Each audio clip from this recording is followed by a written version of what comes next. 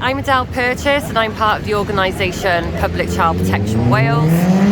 We are here today, we are demonstrating against relationships and sexuality education, also known as CSE, which is Comprehensive Sexuality Education.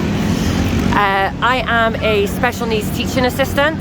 I have been a support worker for people with learning disabilities for 22 years, and for the last 5 years I've been based in schools.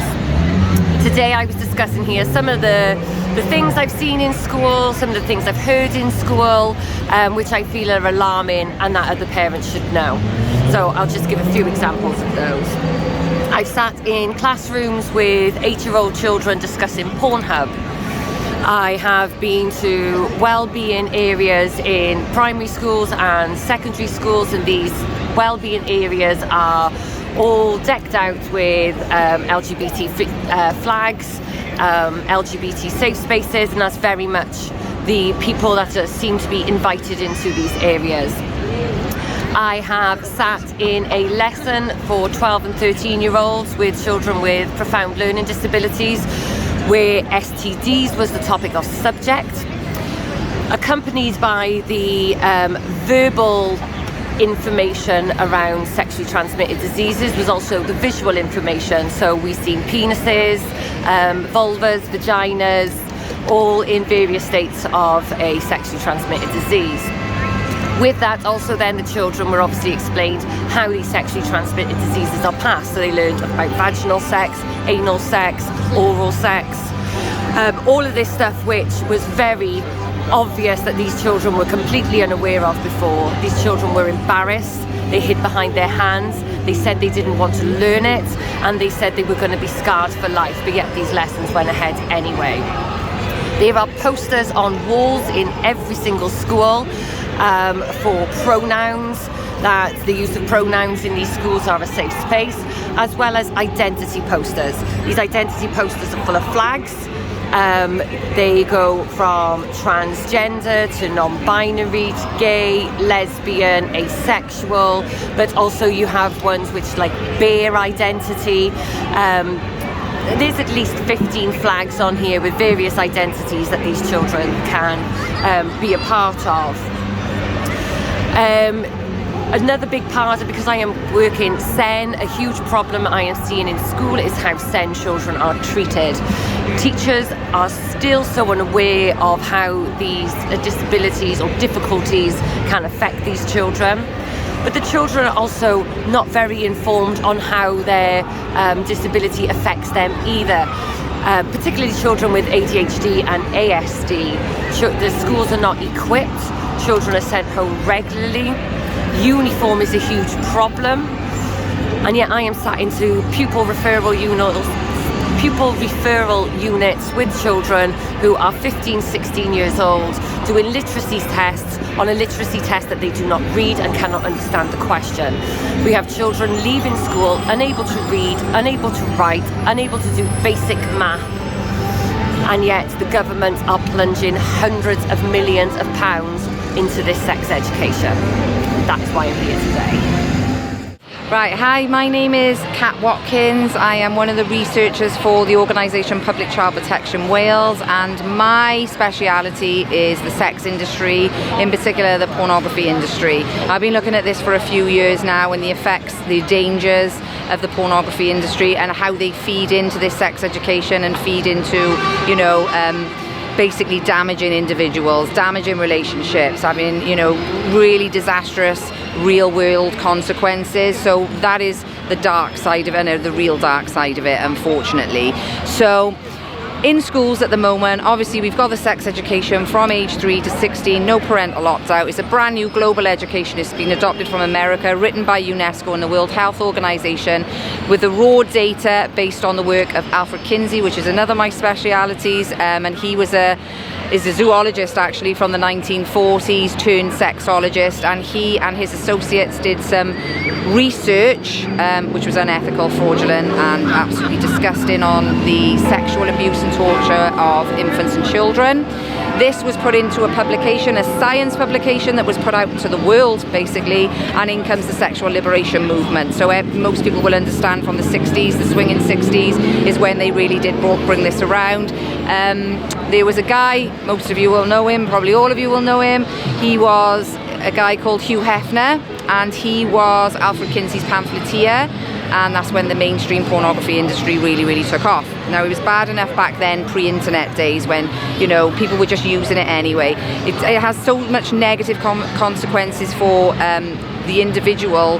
Firstly, an individual who's watching pornography will have an unrealistic view of what their relationship should be like. They can spend an amount of time, you know, long periods of time away from anyone, dissociative behavior. They can overstimulate their stress system. They can become desensitized, making, you know, things that shouldn't be trivialized, child sex abuse, the intent to rape, you know, the increase of sexual violence is from, it can be caused by pornography. That's not to say everybody who watches pornography is going to turn into a serial rapist, child molester. However, every serial rapist, child molester watches porn. It's the one thing in common.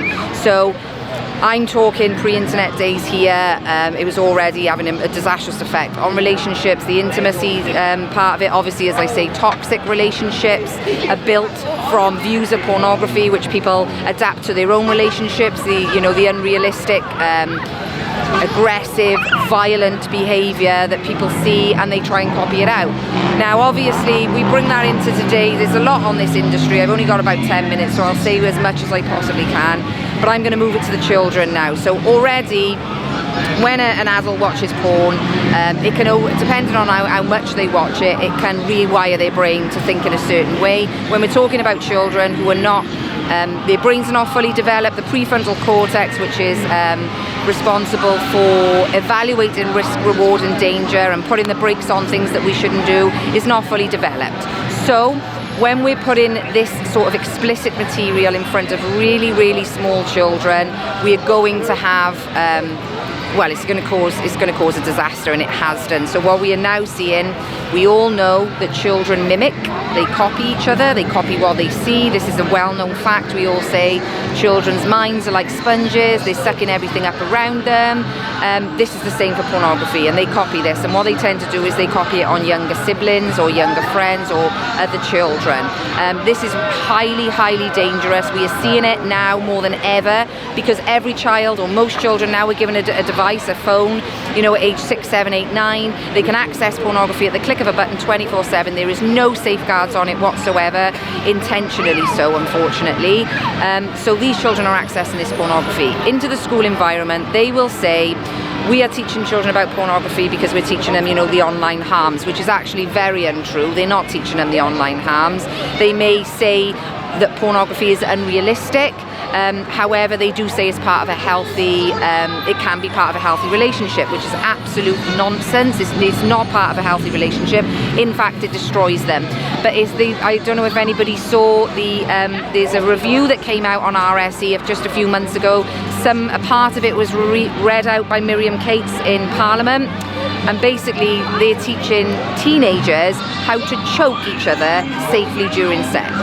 That's asphyxiation, that can cause death, and it does. It causes thousands of deaths every year. They are feeding these children very harmful, dangerous information, and it's having catastrophic effects on everything, on the whole world around them. The other thing is, and why it links into child sex abuse as well, is because child sex abuse is not something on its own. Sex trafficking, which is a huge business, probably the biggest business on earth. Sexual offending, none of these things, paedophilia, none of these things are separate from one another. They've all got a symbiotic relationship to pornography, which is the underlying cause of this sexualization of children, as we're seeing, and sexual offending. Pornography is the key, and they especially use it with child trafficking. You know, we have such thing as what they call child pornography, which is basically just children being raped and tortured on camera for adult gratification. Child porn just didn't come out of nowhere. It started somewhere, and what happens is, like a chemical drug, Porn addiction, not everyone who watches porn will become addicted, but a lot of people do. Porn addiction runs across the same neural pathway as chemical addiction. So if you're addicted to a chemical, you build tolerance to that chemical and you need more of it more often to get that same effect. Well, the same happens in pornography. So you become bored, desensitized, doesn't arouse you anymore. So you need, not only do you need more pornography, you need stronger pornography, more shocking pornography, extreme forms of pornography. And this is why we end up with the type of pornography that we do see, because the pornographers are well aware that people become desensitized and habituated and become bored of that, so they fill in that demand. So every time somebody watches a porn scene, we're enabling child trafficking or sexual abuse. You can never ever tell if that person has been trafficked or not. It's a serious issue. I know the medical industry is very, very powerful. I used to be a medical researcher before this, so I know how powerful and wealthy they are. However, they're not the biggest industry in the world. The sex industry is the biggest industry in the world, and they're the most powerful. So in order to get people, the big techs are not going to take this down. Look, if they can censor the likes of little old me, then they can censor pornography like that. They choose not to, and it's intentional, unfortunately. So what we've had to do, we've managed to get a petition into Parliament. It's building behind me. I'm quite shocked actually, because I didn't think they would accept it, but we were naive enough to think if we go in for a straight ban of pornography, we knew we were not going to get it. So what we did was we said we want to ban online pornography for under 18s, and anyone accessing it will be criminalised.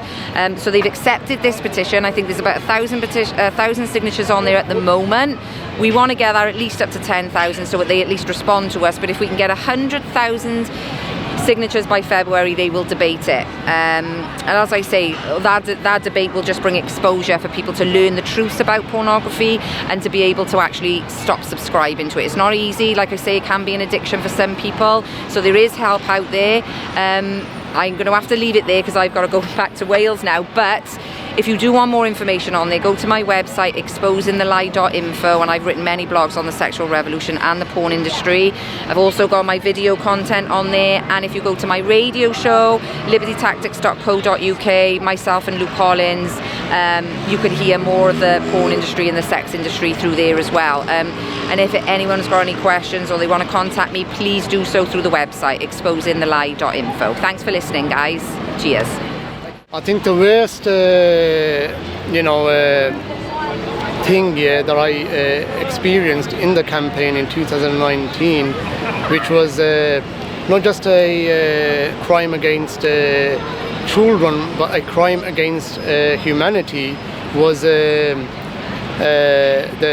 basically the Tavistock clinic and these transgender clinics, where children from the age of probably 3 years onwards were taken and put onto these dangerous medicines and hormone treatments and puberty blockers, and then eventually taken for transition if it was within the legal age. But these children were most likely not suffering from gender dysphoria.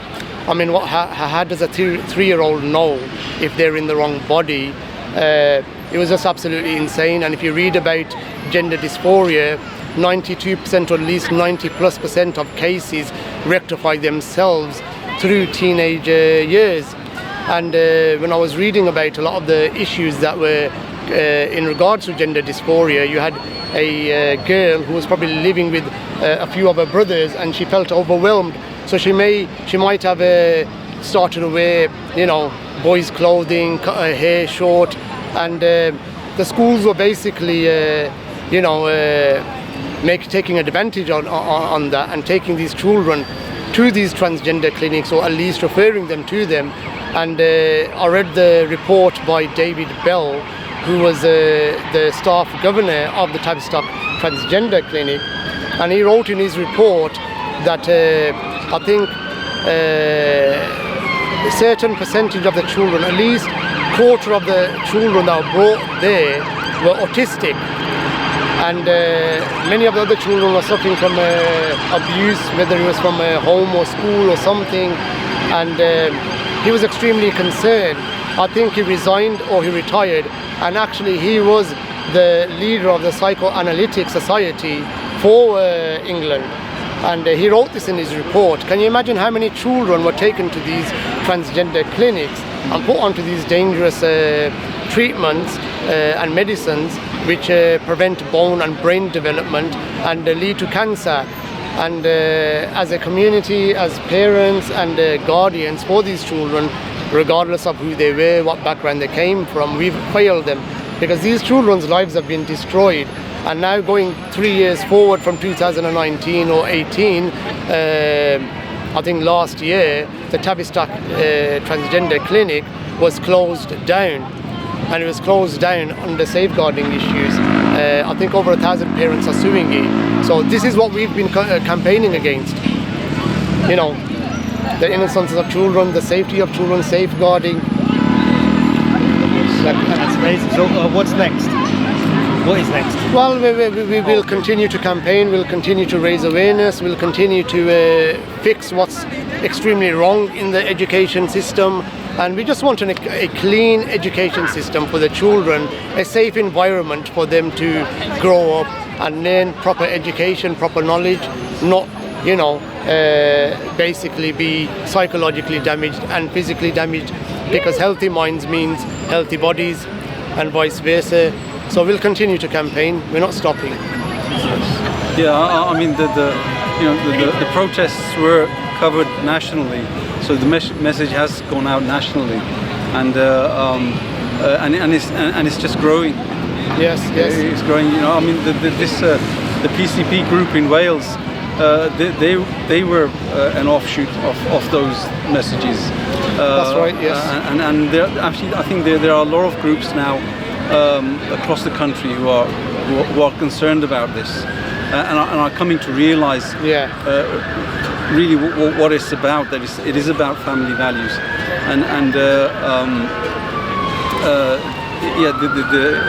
I think what we'll find is that what we really have to get to are the politicians, the local councillors, and the main two parties. Because they still have a very strong, extreme liberal sexual lobby, and it's until we are able to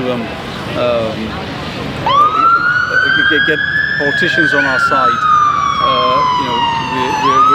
we're not going to have an effective change in legislation and in attitude within the education system. That's right. Yeah. So our clear message continue. And I mean, this today was excellent. You see, it was brilliant. You know, it was brilliant. We're getting more and more demonstrations on an annual basis on this, and that will just increase because it concerns everybody. Yes. You know, it's not just people of religion. It's also secular families as well. Everyone's in the same boat. And to add to that, we've had people from all different faiths and backgrounds support us. Yeah. We've even had people from the LGBT community supporting us. So that shows this is a humanitarian issue, it's a safeguarding issue, and our campaign started from safeguarding issues. And our clear message is simply, we don't want children physically, psychologically damaged. We want to protect children and ensure that the education system is appropriate for them. And so this is our clear message. We're all about equality and diversity. We're not against any community. As adults, people can do whatever they want, but children should never have to be taught something which is not appropriate for them, especially if it's something to do with self-stimulation. No person should be going through that anyway, regardless of a child. You know, I mean. So we hope that the people across the road in the House of Parliament are listening, because these protests are going to grow. That's right. Yeah. Until children are safe in schools, the protests will continue to grow, and you will see more numbers, and you will see more and more people coming together from all faiths and backgrounds, regardless. Yeah, absolutely. Listen, thank you very much for your time. Pleasure. Last thing is, where can people find you? How can they? Is there a website? Right. Well, they can find us on PCP. Yeah, that's right. Actually, PCP are in fact probably the most organised group in England and Wales and Scotland, and we're really now supporting them.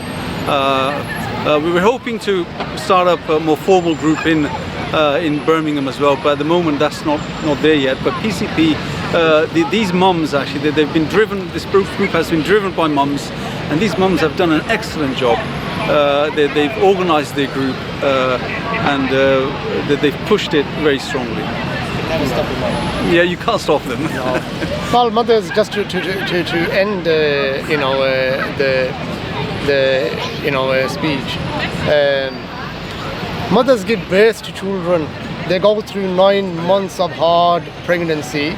They go through all the pains and aches and the sickness and everything else, and then the pain of labor.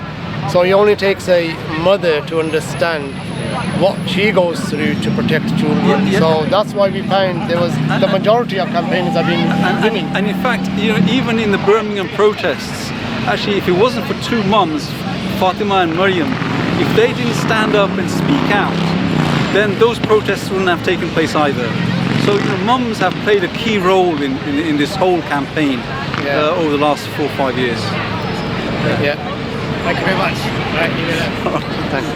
That was the longest quick video I ever did. Hi, my name's Andrew Bridgen. I'm the Reclaim MP for North West Leicestershire, and I've just spoken at an event in Parliament Square attended by concerned adults, parents, grandparents, with regard to the sexualisation of children in our schools and the current PSE education, which is completely age inappropriate. You've got five-year-olds being shown drawings of erect penises and vaginas and being told they have to be able to identify the different genitalia. You've got 9-year-olds being taught about masturbation in our schools, and you've got 11 and 12-year-olds being taught that they may enjoy the pleasures of oral and anal sex. This is age inappropriate. I think any reasonable-minded adult would share that view.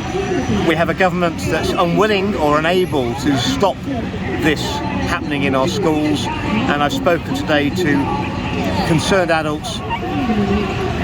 This is going to have to be stopped by parents and grandparents, the parents of people who are being exposed to this material. I'm absolutely convinced if it wasn't in schools and people were showing this sort of material to minors of these ages, it would be a criminal offence. It should be a criminal offence. This agenda is being pushed by charities. It's happening across the Western world all at the same time. America, Canada, Australia, New Zealand, here and in Europe.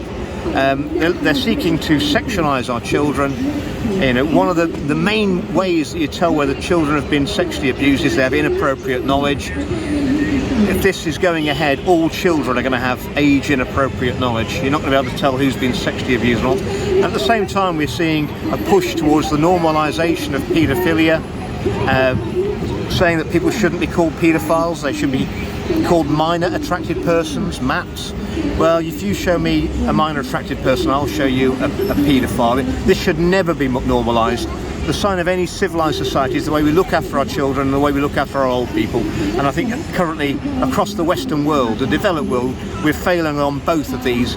And I'm here today to try and speak out, get more public support, and we're going to stop this and turn it around, because everything that's going wrong in our society now is completely self-inflicted, and we can stop this.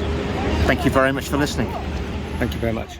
So we come into London today. As you can see, we're in Parliament Square. We've got the cesspit behind us where all the parasites live. We're here today, right, because the guys in Wales have started a legal campaign to try and get the sex education bill thrown out of our schools, because I don't even have to tell you what's going on. Sex education from 3 years old, all manner of disgusting stuff. They're talking about anal sex to 11-year-olds, all manner of disgusting stuff. So a load of people in Wales got together and they took it to court. And I'm here today to support them. They did a little protest in London. Now I say little, it's because I'm disappointed. People will turn out in mass for a ULEZ protest, or they'll turn out in mass if it's going to cost them money. But we're talking about the children. We're talking about the sexualisation of our children. And hardly anyone's turned up here about 100, 150 people tops. And this is the battle we're fighting, guys, because the people themselves are compliant. The people themselves don't even know or care what's going on. So here we are, trying our best. We got some speakers going on at the moment, but who are they speaking to? They're preaching to the choir anyway. But where's the people? We needed 10,000 people down here, and we'd have blocked the roads.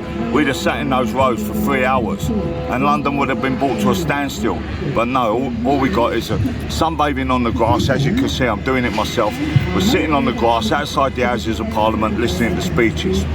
That's not my idea of a protest, guys. My idea of a protest is you and me in that road over there, sat there all day with the police losing their shit with us and us just ignoring them. That's my idea of a protest. But this is the best we got at the moment. Maybe the next one, who knows? We need another lockdown, guys. That's what we need.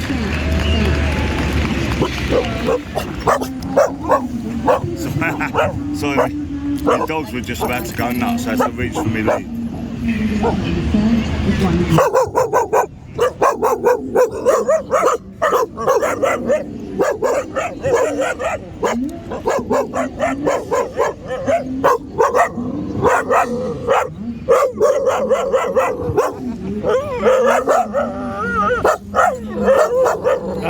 I think you triggered him. Do that when they see a freebase. I think it's because you said lockdown. Do you guys like the lockdown? No? There we go. There we go. Now That's good, man. Thank you very much. Hello, so today is Wednesday the 13th of September 2023. I came here to lend a hand today to a protest that's been taking place, and the topic today was the question of children perhaps being groomed too early into discovering their own so-called sexuality. I put together this little poster that explains things very quickly in cartoon format. Now, people listening, some people will say you're going too far, because then do gays not have rights, or do trans or drag queens not have rights? Not at all. In fact, in my past, I've even worked with drag queens. I have nothing against people being of any sexuality, just as long as they don't try to coerce or groom people who I believe are too young to be awakened into such things. Who's to say when you're ready to be sexually awakened? And yet schools are going by certain set protocols which are being applied to certain age children, whether they feel ready to be sexually awakened or not, and I think that's wrong. Now, I have a personal experience about very early sexual awakening, so it is something personal for me. It didn't happen to me in the way it's happening nowadays, which is basically through so-called education.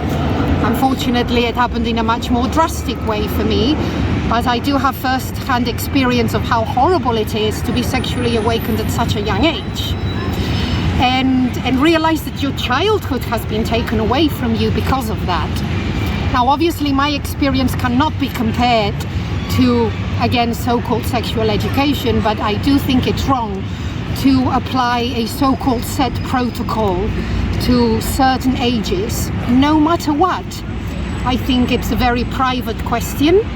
I think parents have a lot to say in their children's education here. They should not just relax and let so-called academia take care of such a sensitive question. And I think certain limits should certainly be set. I don't think it's okay to read fairy tale stories to 3-year-old children, 4 years old, 5 years old, that tell them, oh look, you know, it's perfectly okay for Johnny to wear a skirt. If the child has that tendency, fine. But why are you putting that thought into that child's head in the first place? Do people not realize that by doing that you might be very wrongly deviating those and shaping those child's thoughts to a direction that maybe that child would have maybe not chosen to take had that child not heard that story in the first place to begin with? So that's my take on it. I think we should be very, very careful about when we start sexually educating our children, and it's certainly not okay to read away certain stories wearing certain very suggestive garments as well, that will obviously sexually awaken a child before the child, I believe, is ready, and before the child has had a chance to enjoy that life as a child. Sexuality, I think, should be brought in much later in life, when the child is ready, and not every child is ready at 3 or 5 or 6 or even 9 years old. Yeah. So next we have started a coalition. We have now got 19 different organisations across the UK, Northern Ireland, Southern Ireland, Scotland and England, and we are uniting. It is very important for everybody to know that this is not a UK sex education. This is a global sex education. This came from the United Nations and the World Health Organization. At first, the Welsh Government did all they could to deny that this is part of a global rollout, but fortunately for us, and which was something which was very important to us, when we took the Welsh Government to court, they had to admit under oath that yes, the UK had signed up to this worldwide, global, comprehensive sexuality education. So where we go from now is we are trying to get reviews in place. We want reviews of resources. We want biological facts taught to children, and we are just going to continue travelling the whole of the UK, campaigning and spreading awareness for this cause. Thank you very much, Ida. Thank you.